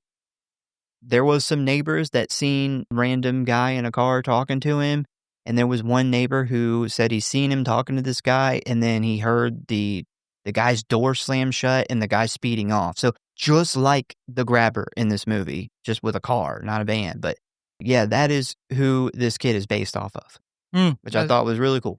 Yeah, that's a really interesting connection that I had not come across. So, this is a little game the grabber likes to play with all his victims, where he leaves this door open, and when you try to escape, he claims that because he didn't give you permission to leave, he now has to punish you by beating you with a belt until you eventually pass out from the pain. Once Billy tells him this, he quickly hangs up. But after the call, Finney decides to test his luck for some reason as he slowly walks halfway up the stairs before finally coming to his senses and refusing to go any further. And this is where the camera pans up, showing a now shirtless grabber sitting perfectly still in a chair, holding a brown leather belt, waiting for the young boy to step into the kitchen. Yeah, really cool shot from this cinematography perspective Yeah. here of him sitting in the chair. Looks super creepy. And this is kind of the kids, knowing that he has this ritual and these steps, and they're kind of telling him, don't play his game. Like, Well, yeah, don't play into the games. This is part of his ritual. because he This is what can't he move on. likes Yeah. to do. He wants you to try to get out of there, so don't do it. Yeah, we actually see that the grabber kind of gets delayed by, like, days, like, at least 2 days Yeah. because he refuses to do this. And each of these kids kind of add to Finney's All his ultimate escape, It's and like his it's arsenal. Like, they're yeah, each giving him something to use, and because that is one genius part of this is everything he tries that these kids give him, it fails, but what he doesn't realize and we don't realize is this is really all for the end. yeah. It seems like it fails, but it doesn't. Like every piece of this is another piece to the puzzle, and we don't really get to see what the puzzle is until it's all put together at the end. So although he thinks this is failing, this is essentially extending the time that he has, which is what's gonna allow him to make it to the end of this movie. So Finney then decides to head back down and eat the food before passing out again on the mattress when a couple hours later he is again awoken by the phone. When he answers it, we hear it's Billy again, but he angrily tells Finney not to call him Billy anymore, that he doesn't remember his old life, and just to stick with the paper boy. And while this conversation is going on, Finney notices the glass soda bottle sitting on the floor is moving on its own. He then informs Finney that before he was killed, he found and hid a long cable in the room, which Finney can use to get to that small window up by the ceiling, which he does, but it doesn't go so well because as he's like climbing up this thing, the metal bar comes loose and falls out, slamming on the floor, leaving no other way for Finney to climb up and escape. And like we were just saying, this seems like it fails, but this thing that falls becomes a major factor later. So while he is doing that, we see Gwen sleeping in the nurse's office where she gets another Super 8 dream showing Billy Showalter getting kidnapped by the grabber and the grabber standing in his front yard holding a bouquet of black balloons. The reason that this is important is because she now not only knows what the house looks like, but she also notices a unique looking tree in the front yard. You know, so far in the movie, we have seen that Finney is a very clever kid. Like, a lot of this stuff he's doing, like, I would have never thought about stuff like flushing the dirt down the toilet and, like, using using the rolled up rug to get the fucking, like, cable up there. Very smart. And it shows that Finney is a really smart kid, which makes sense because we see him playing with rockets and stuff, right, in the beginning. He's just not a confident kid, which is his problem. Well, this goes back into what Robin was telling him and why Robin's really good friends with him is Robin picks up very early that he is a fighter and he is really smart. He just doesn't have the confidence, and this is why Robin's telling him early on in the bathroom, like, you're gonna have to fight for yourself at some point. Yeah, I think there's a lot to be said. Unfortunately, Robin's not in the movie as much, but he is one of the most important characters throughout this movie. Oh, definitely. So later that night, we then see Gwen approach her drunk dad in order to ask him if it's possible that her dreams could be real. And instead of getting mad this time, he decides to calmly tell her that her mother also had dreams like this, along with seeing things when she was awake that no one else could see. And one day, these visions started to show her terrible things, which eventually caused her to take her own life. And it becomes very obvious here that Terrence blames himself for this because he never got her any help, even though he knew that she was like kind of losing her mind, which is why he is so against letting Gwen think these dreams are real. She then brings up the dreams helping her find Finney, and Terrence kind of reaches his breaking point, turning his head away from Gwen as he fights to hold his emotions back. We then cut to him driving Gwen around the neighborhood slowly as she looks out the window, hoping to spot the house with that weird tree. So even though he doesn't think that this psychic stuff is real, I guess he is just so desperate that he kind of gives in and he helps her search. I gotta say, like, this is kind of not a super important scene in the movie, but it's just so well done with the, the how the dad is like he does kind of, alcoholic that just doesn't know how to be a dad, but he's trying. He does that so well. And then you can kind of see how upset and hurt he is by his kid being missing.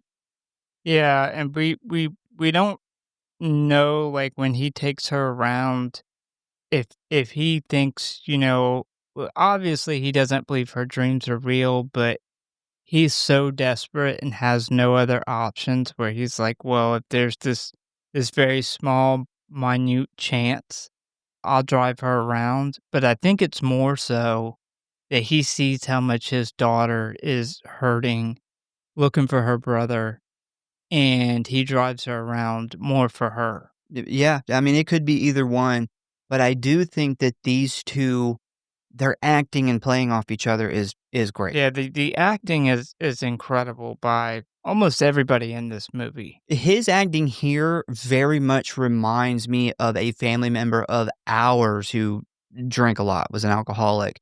It reminded me a lot of somebody, we personally knew, and I thought that just him playing that part is, 10 out of 10. He nailed it.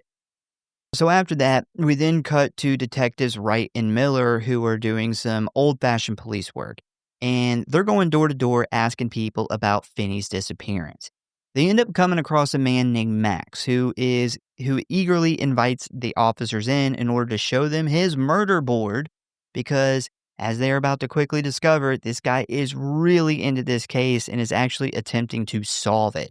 And most of you guys probably noticed that Max here, like Ethan Hawke, was also in Sinister as Deputy So-and-so, who was, of course, played by the brilliant and funny James Ransone. He was great. He was awesome, and he's like awesome in everything I've seen him in. I did not care for him in Sinister 2. Yeah, I just don't care for that movie, though, so maybe it's just a movie, but Max would definitely be an internet sleuth. uh-huh, definitely. So Max is talking to Mile a minute, trying to explain that he has pinpointed the area where the grabber must live. But it quickly becomes apparent that the cops aren't taking him too serious as they cut him off and begin asking him his name and such. Max then informs them that he isn't from here and he is just crashing at his brother's place right now while looking for a new job. The cops then brush him off, telling him to call if he sees any of the missing kids, but before Miller walks out the door, he tells Max he should probably clean up the lines of cocaine off the table before his brother returns, which instantly causes Max to back off, realizing he just invited two police officers inside with drugs just like sitting there. It's a great scene. I also think it's funny that Max is talking about how he's pinpointed where the grabber should be out of all his research, and he's like, it should be right here. Yeah. And like he has pinpointed the exact area, and he's right. He is And right. it's just funny that he's done all this work that the police are trying to do, and he's done it just as good, if not better, than they have. He figures it out before they do, Yeah, and he doesn't have the resources but that they have. he's also kinda goofy. Yeah. Max then starts calling himself stupid as he sits down and does the line of coke. And right as he begins to snort the white powder, the camera pans down through the floor, revealing Finney trapped in the basement below him. This is a really great addition to the story. The grabber's brother, who is obsessed with solving the case, is not only related to the guy killing the kids, but he's also staying in the very house the kids are like trapped and murdered in. Apparently, the whole reason they added this part into the movie was because so much of it was like dark and sad that they decided that they needed to add something with a little humor to kind of give the audience a bit of a break, which I think they did a good job. They didn't overplay it. They had it just the right amount in there. I think it goes for saying in the beginning too, when he talks about how he soundproofed this basement himself. Because you would think, like, how could this guy possibly be living in here and not know? And that's exactly what it is. So later that night, we see the grabber head down with another tray of food for Finney, and he tells him that something's not right this time, prompting Finn to tell him to just let him go then, to which the grabber tells him he's thinking about it. He then asks for his name, explaining that he typically doesn't find out until after he kills them when the paper prints the story. Finney, who finally thinks he could get out of this, then lies, telling him his name is Taylor, when suddenly the grabber throws the tray of food on the ground, tosses a newspaper at the boy, and calls him out for lying. He then turns around and heads back upstairs, once again not fully closing the big metal door. But before he gets a chance to attempt another escape, the phone rings, prompting Finney to immediately answer it, but the caller quickly hangs up. The camera then pans upstairs, where we once again see the grabber sitting in the kitchen holding the belt. Finney then falls asleep on the mattress, but wakes up a few hours later from the sound of dripping water. He then uses his rocket toy, which has like a flashlight on it. He used it to look around for where the sound is coming from when he suddenly spots the floating body of a young boy whose neck is sliced open with blood dripping on the ground. The boy then points at the phone, which causes Finney to get up and place the receiver to his ear, where we then hear the voice of another boy, but much younger this time. I was trying to figure out like why they had the ghost kid pointing at the phone instead of the phone ringing, and it kind of clicked. Because the grabber's asleep and the door's open, the grabber can still hear the phone. Yeah. Like, Yeah, that is, like, so important. that's a good point. You know, the grabber has passed out, and he doesn't wanna wake him up with the phone. Exactly. Also, like, the kids, the ghost kids being in this with all the practical effects, with the stab wounds and stuff, was not in the original plans when they started shooting this movie, and it was added. And I think it was a super, super smart addition Yeah. because they're super creepy. And like every time they're in the background talking to him, I think it just adds this really like creepy sense of dread. Like this dead kid, but they're, even though they're not the bad ones of the story, but you really get to see like how brutal that they were killed. Yeah. And it's really creepy, and I'm really glad that they added it because it wasn't initially part of the plan. So this boy then tells Finney that they don't have much time, but the grabber hasn't been sleeping very much lately, and he thinks that his brother Max is on the verge of figuring out that it's him who has been kidnapping all these kids. Finney then asks the boy if his name is Griffin, but the kid says that he doesn't remember, but he probably is, he just doesn't recall much of his former life. Finney then asks why hasn't the grabber killed him yet, and Griffin replies, it's simple. Finney hasn't played the game yet, which means the grabber can't move on to the next part of his process. He then tells Finney that the grabber has fallen asleep while waiting for him to come upstairs, and this is his chance to escape. The only problem is the grabber used Griffin's bike lock on the door, and Griffin can't remember the combination.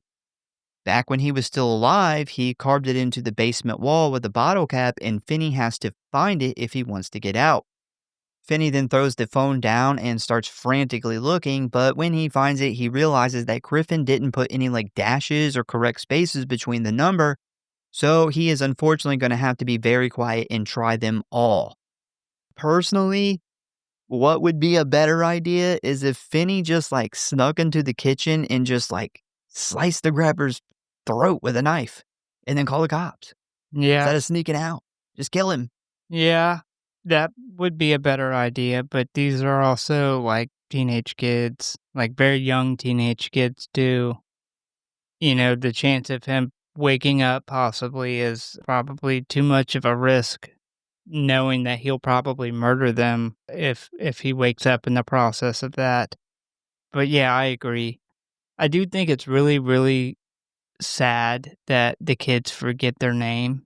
I think that was a really smart thing that they wrote into the story, because it makes it really sad, man, that these kids right after dying, that's the first thing they forget is everything about their personality, yeah. and who they are. Yeah, their family, everything. They literally lose everything.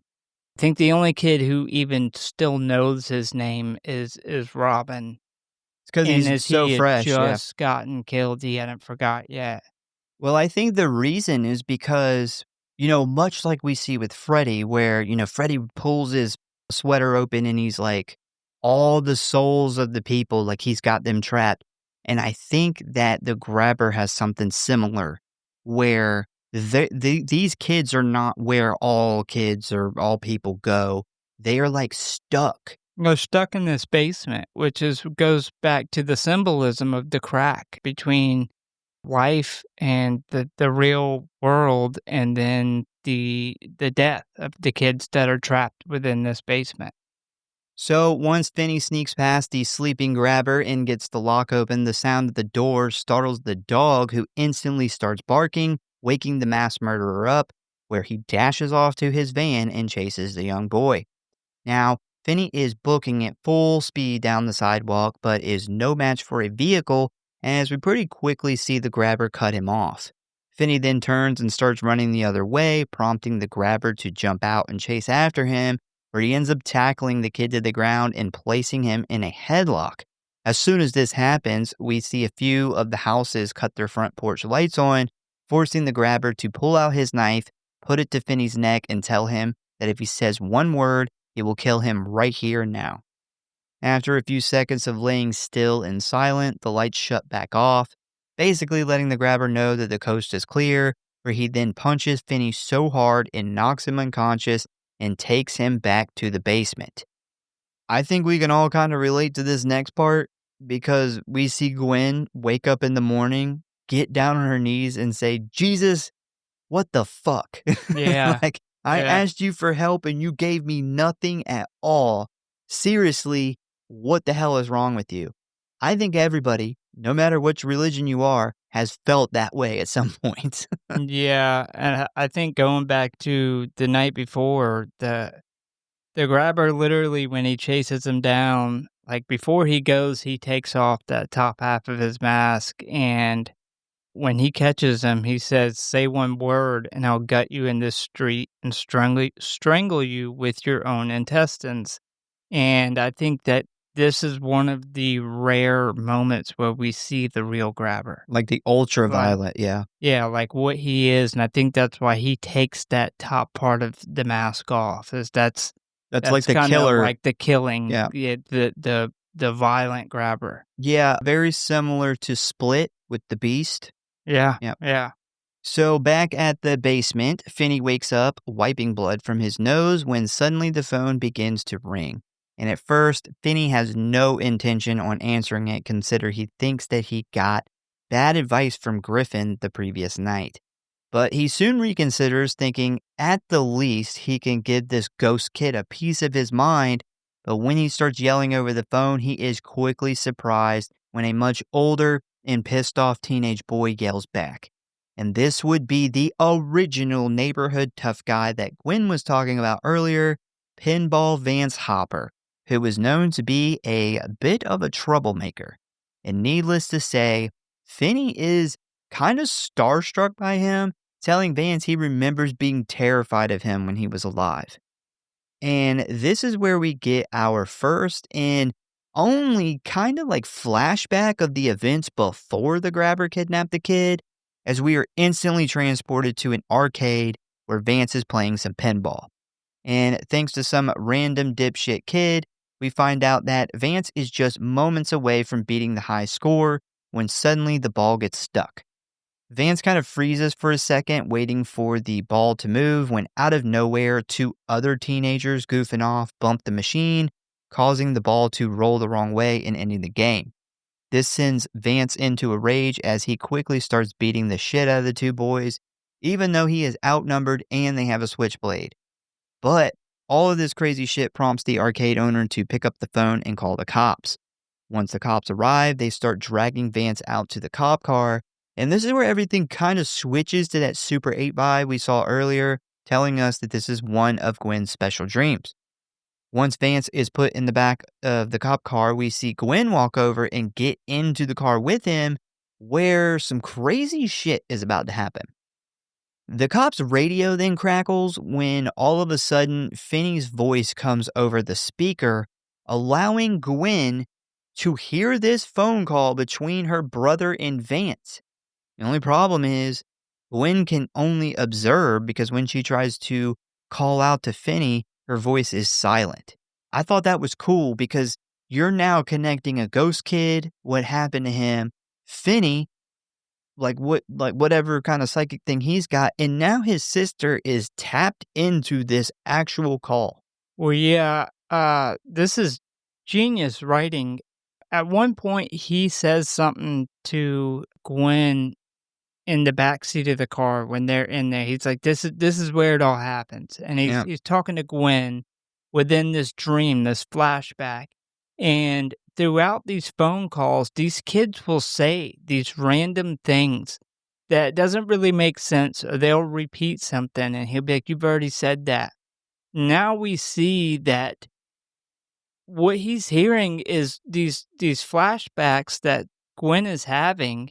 They're talking to her as some of these moments. So some of them, like, they're talking to him directly on the phone, but some of the shit that they say that doesn't make sense is them talking to Gwen within her dream or her visions that she gets.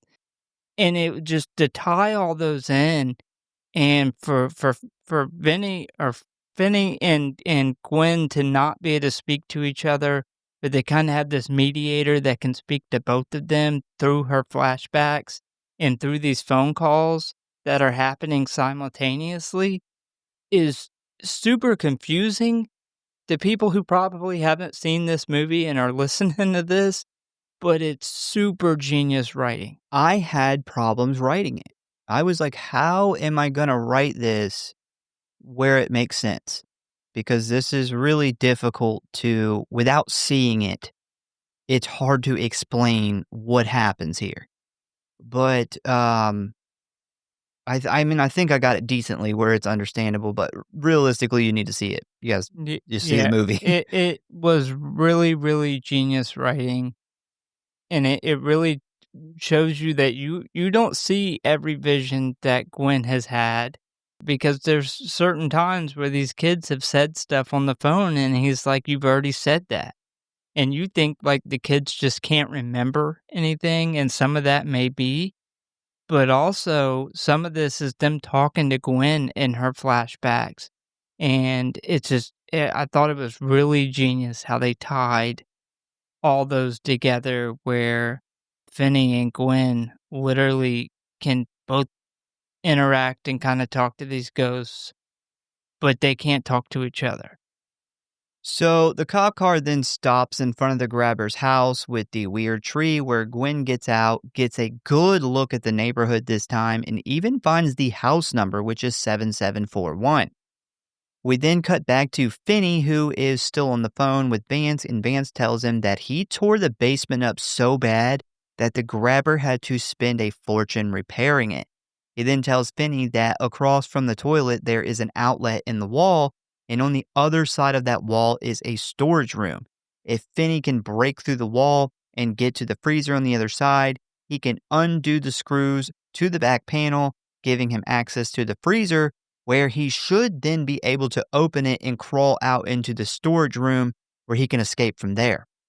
After that, Finney immediately runs over, grabs the heavy lid from the back of the toilet, and begins beating a hole in the wall.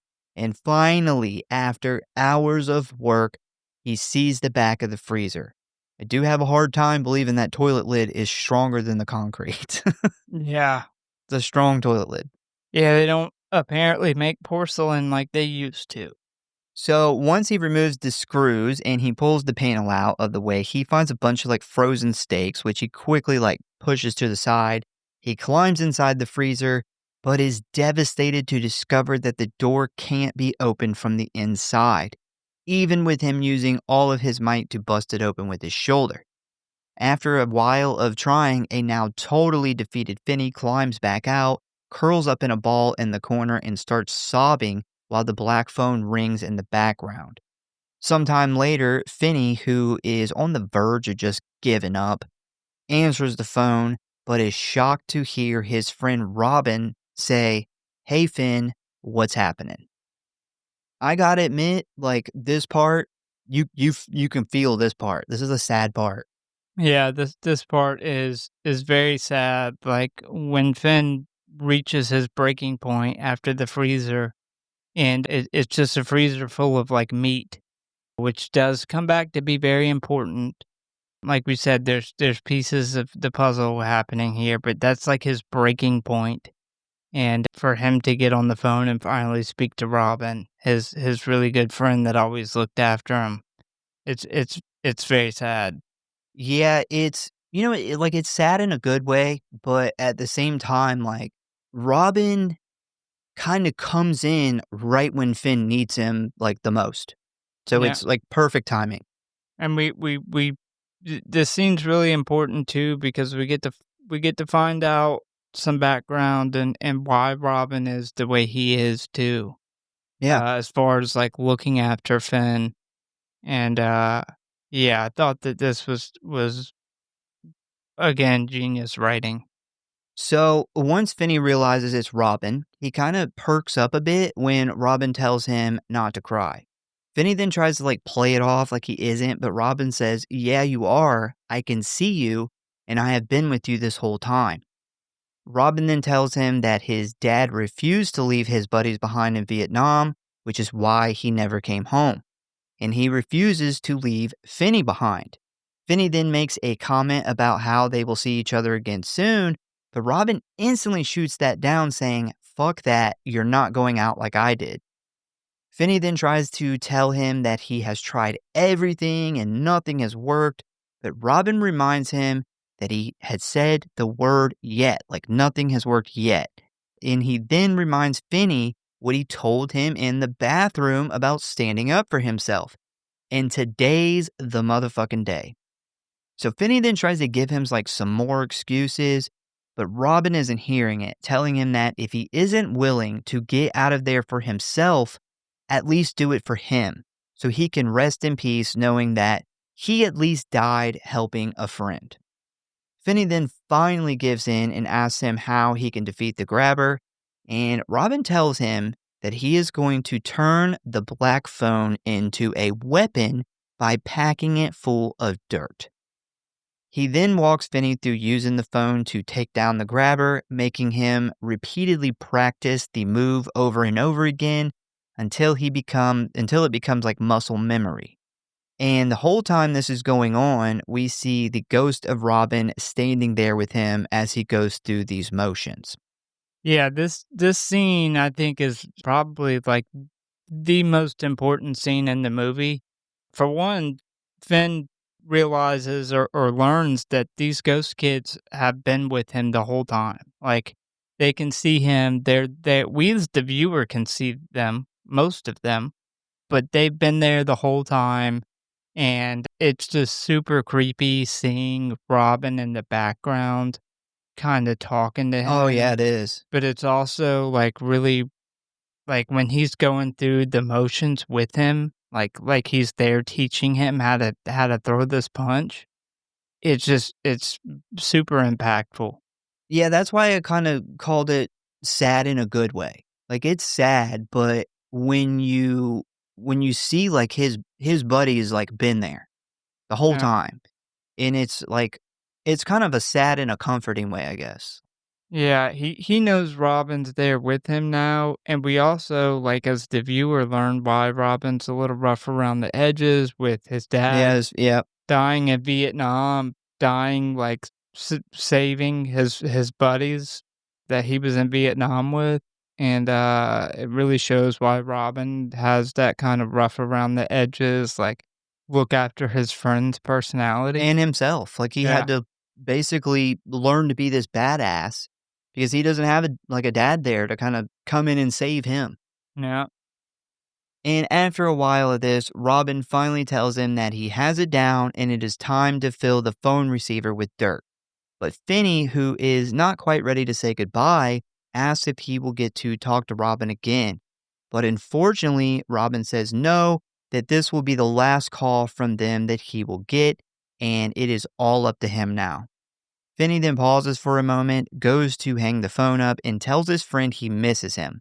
Robin then responds by telling him to make sure he gets out and to use what they all gave him. Realizing there is nothing left to say, they both say their last goodbyes, prompting a sad but rejuvenated Finney to hang the phone up as we see Robin's ghost fade away.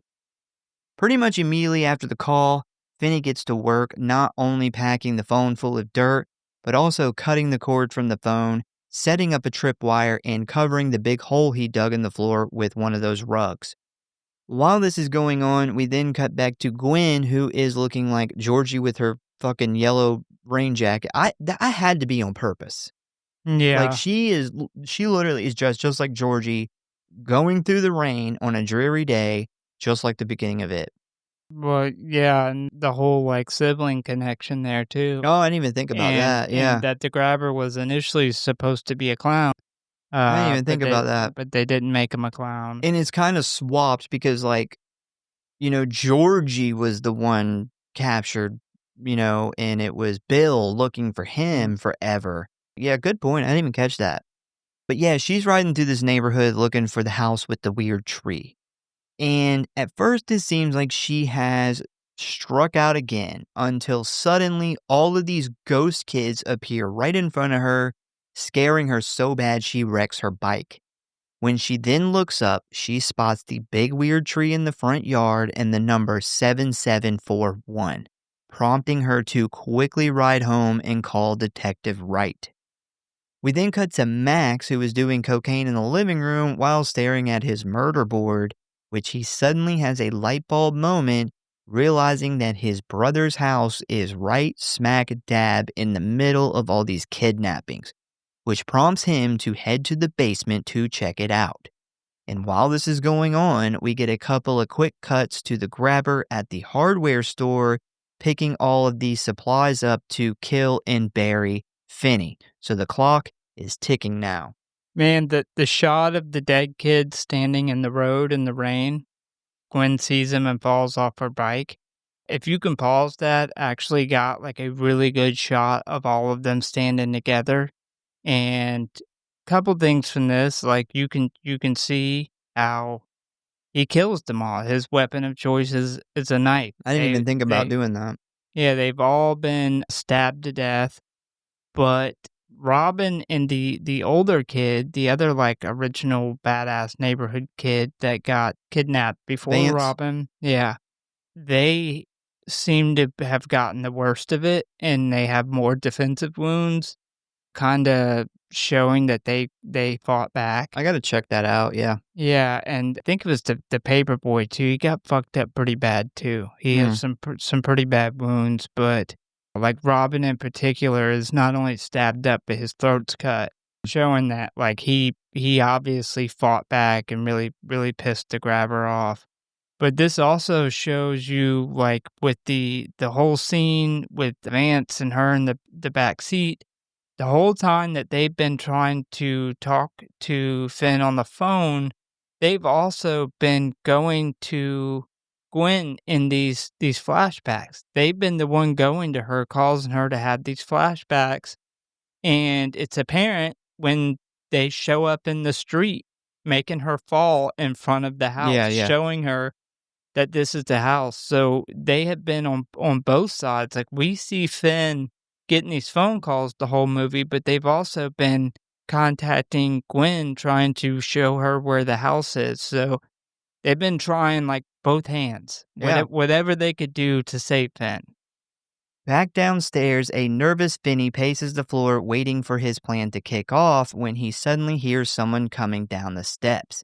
He then grabs the phone and gets ready when the big metal door unlocks and slowly starts to open. But to Finney's surprise, he doesn't see the grabber, but instead sees Max, who is even more in shock by the sight of Finney, as he instantly says, "No fucking way." Would have been my reaction. Max then says something about how he knew his brother was hiding something down here, but had no idea it was this, and reassures Finney that it's going to be alright and that the grabber isn't even here right now. But before Max can get any help, the grabber rushes down the stairs and plants an axe right into the top of his head, killing him instantly and sending Finney into a panic.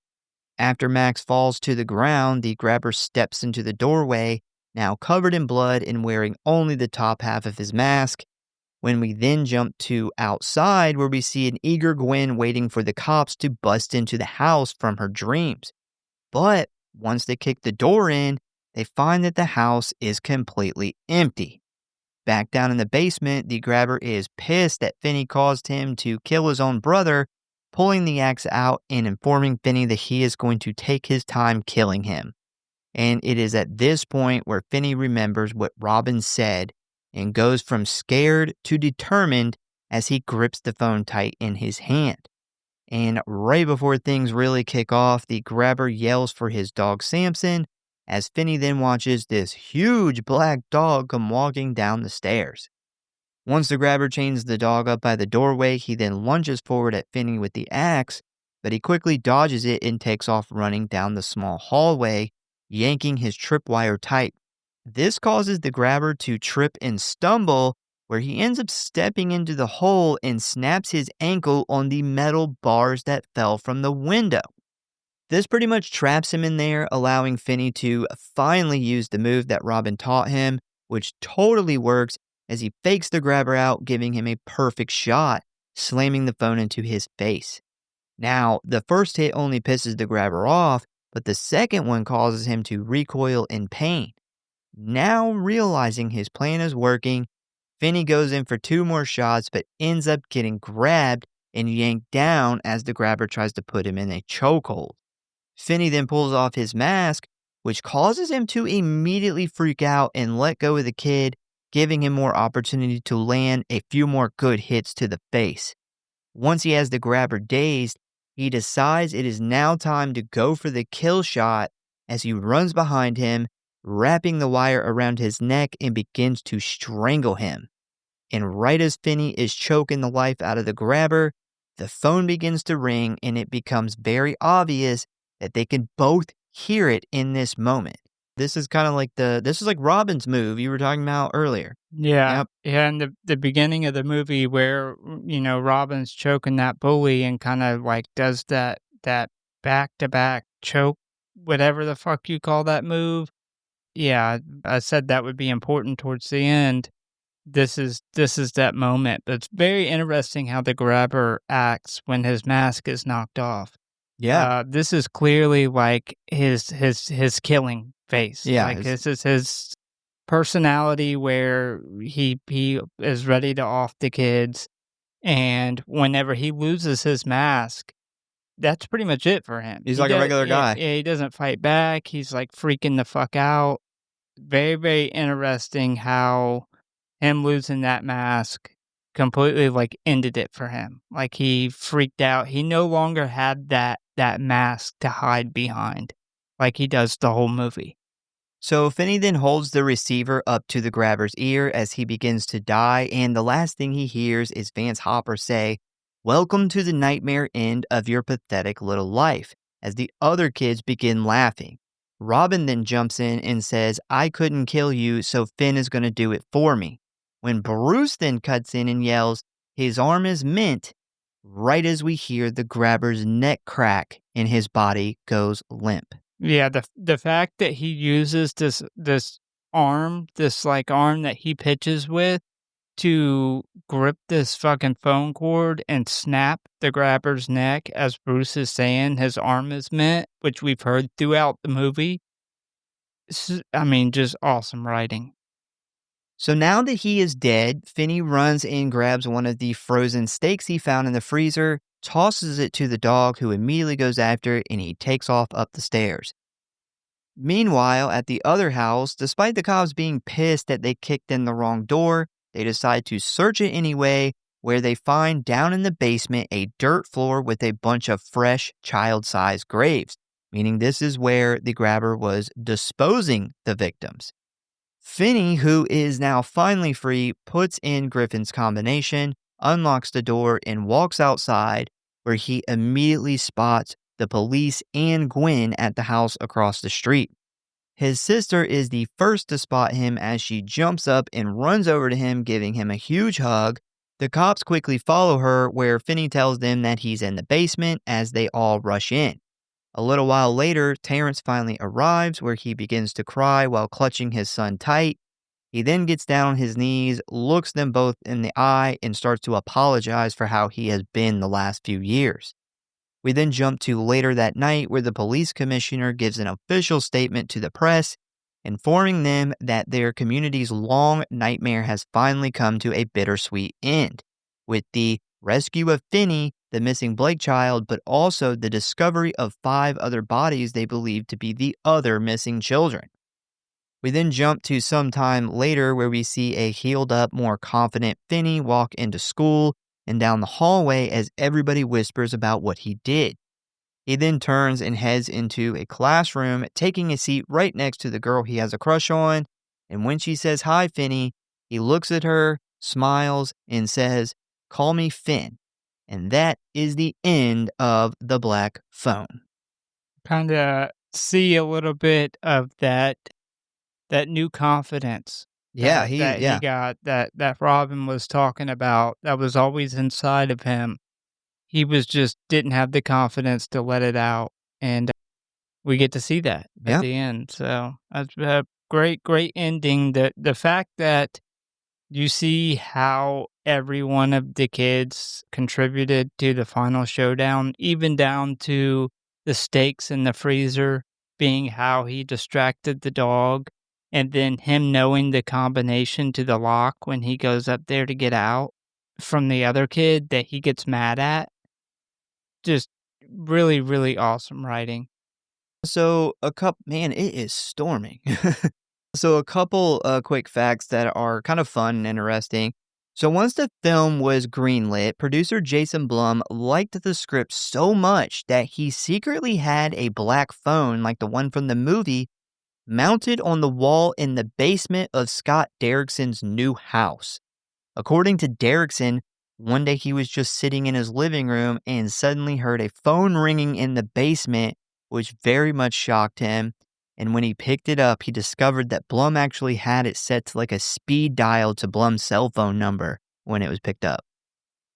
Yeah, I heard him tell that story, and that's a really cool fucking story. I don't know how Jason Blum had a fucking phone installed in his basement. Unless he knew like his wife. Without him knowing. He might know his wife or something. That's the only thing I could think of. That's a good point. That's a good point. I bet you it was through his wife. Because I was like racking my brain. No, he didn't send like somebody to sneak in. Well, yeah, obviously he didn't do that. But like, did he buy him like a plaque or something and said he was like having it installed in his house? Some shit like that. But so Ethan Hawke dressed up as his character, the Grabber, for Halloween in 2022 and this year, 2025, in order to pass out candy to kids trick-or-treating in his neighborhood.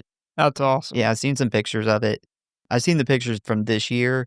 I do kind of remember when he did it before, but yeah, he really likes being that character. It's fun for him. Yeah, and which is funny considering how much, like, he was very, Against yeah, him. against the idea of playing a bad character because he didn't wanna get typecast, which is crazy to me thinking as many movies and stuff as he's been in at this point, that he even thinks that he could be typecast.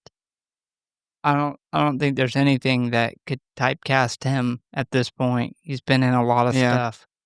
But, in the special features, he's like, "Well, I figured I'm 51 now, so if there was any time to go to the dark side, it was now." So this is also really cool. As we just saw, the grabber uses black balloons to abduct his victims. This can also be seen in the painting that the daughter does on her bedroom wall in the movie Sinister, which was obviously written and directed by Scott Derrickson and also stars Ethan Hawke. That is cool.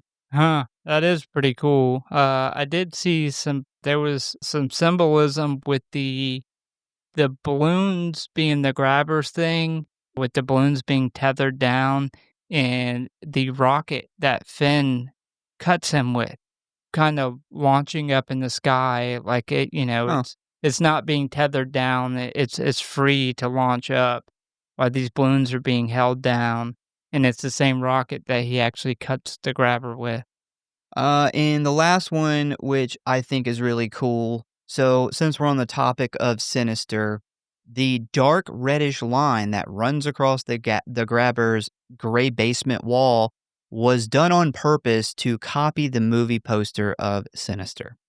Huh, Yeah. that's Yeah, interesting that 'cause whole design of that well, basement that is the poster of Sinister. that's the one that the lady from the art department said they put the phone right in the middle of that line to symbolize the split in reality of life and death, the living world and the dead kids. Yeah, so on the poster, it's blood. It's a little girl running her hand across, and it's Mhm. blood. But in this movie, it's like Rust. this. Yeah, yeah. Yeah. All right, so ratings and kill count. We don't have a lot of kills. We have a total of 4. We only see 2. So we have Bruce, who he dies off screen.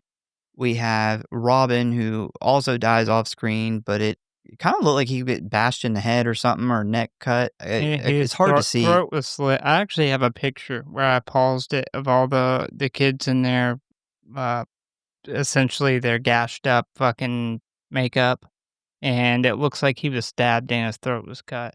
Next, we have Max, who got an axe to the top of the head, and number 4, the grabber, who was strangled to death by Finney. Favorite kill? You're up. So I just went with the grabber. Yeah, this is kind of easy. Yeah, We only see 2 kills. yeah, I forgot that Max when I was thinking about that Max even dies on screen. I thought the grabber was the only, so I'll go with the grabber with a close second being Max. Same. All right, rating. I went at the 4.6. Actually, I had it at a 4.5 before we started this, and just talking about it more bumped it up another point. I don't know what I had it at my end of the year rankings. I didn't have it this high, but I meant to go back and look, yeah, but there was so much of this movie and the symbolism and things that I didn't catch on the first watch, same. and it made it such a better movie. It is a awesome serial killer slasher combined with, like, paranormal horror elements that is extremely original and rare, and it's also kind of a coming of age film too. I thought that they killed the symbolism and the metaphors, the timepiece element. For some reason, I love, like, when timepiece movies that really do the '70s or the '80s really good.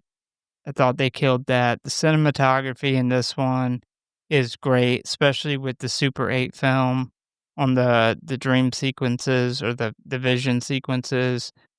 It's the Super 8 stuff is always, like, really creepy. Ethan Hawke as the grabber, he did an amazing job. I thought the mask really drove that character. According to him, it literally just came out with the mask. The mask is so simple, but yet so effective in showing the different sides and emotions and I guess you would say, personalities that the grabber uses throughout his rituals. The mask's fantastic for as simple as it is. The whole paranormal element, the kids in the basement's awesome. I thought the set design, especially the basement, as we were talking about, the whole art department killed that. Overall, I think this movie is a fucking banger and very rare for Blumhouse. Yeah, I agree. I had it at a 4.5 as well, but there was some things I think we both kinda pointed out and kinda built on top of other things the other one said. So I think I'm gonna bump it up to, like, a 4.62. I love the, 70s, early 80s vibe, the Super 8 stuff. I agree. It is fucking great for a story like this. Love the idea of combining a serial killer and a supernatural. That's awesome. I know it's a story by Joe Hill, and Derrickson added, like, a ton of his childhood stuff in this, but the story in some way just, like I said, man, you get, like, some Stephen King vibes in there. This is almost like the Colorado version of Derry, and these are almost like the kids. I love the main characters. I think that a big part of loving the main characters is the performances of Mason Thames and Madeline McGraw, and of course, Jeremy Davies, who was awesome. They played a really good dysfunctional broken family. Yeah, that the acting in this movie is incredible, and I almost feel bad that I left that out of Yeah. my part of the rating. There's just so much of this movie that I loved. The acting's phenomenal. Yeah, overall, I don't really have anything I would personally add except for, maybe give us like one good kill. And then I would have liked to seen the ghost kids like a little bit better. Maybe like that one scene where they cause her to fall down off the bike. I watched the movie twice and I still didn't get a good shot of it. I have a picture, and if anybody's interested in it, just like comment on the Facebook post or the YouTube or something. I'll post it or send it. But overall, man, I really liked it. I gotta say, I think the second one is really good too. So go check that out if you haven't seen it. But yeah, man, good movie, 4.6 for me as well. Well, that is our take on The Black Phone. As always, let us know what you think of this movie, or if you had seen The Black Phone too and you want to talk about that, give me a shout. I honestly think doing the deep dive made this movie better, and I kind of hope that people that listen to it go back and watch The Black Phone, and they're like, yeah, it is better, because I do think that you can miss some stuff seeing this movie only one or two times. It's not that old. So I really hope that helps people out. But once again, we thank you guys for listening. Please give us a follow or like if you enjoy the show. Check out the website, check out our socials. Tell a friend, a family member, or your dead ghost friend about the show, and we hope to see you next time.